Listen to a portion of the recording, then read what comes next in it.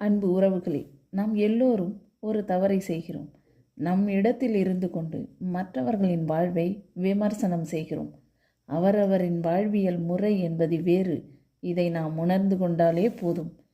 உதாரணத்திற்கு, யானையின் உணவு வகை வேறு, சிங்கத்தின் உணவும் வேறு, நாய், பூனை, பசுக்கள் இப்படி எல்லாவற்றின் உணவுகளின் முறையும் வேறு வேறு. எறும்பிற்கு ஒரு சோறு போதும். அதனால் சிறியது என்று எறும்பின் உணவை நினைப்போமா? நமக்குத்தான் அது சிறியது. எறும்பிற்கு அது பெரிய போராட்டத்தில் கிடைக்கிறது. யானையின் உணவு அதிகம் என்பதால் அது முக்கியம் என்றும், எறும்பின் உணவு சிறியது என்பதால் அது முக்கியம் இல்லை என்றும் நாம் எப்படி முடிவு செய்ய முடியும்? அப்படித்தான் மற்றவர்களுக்கு என்ன தேவை என்பதை நாம் முடிவு செய்யக்கூடாது.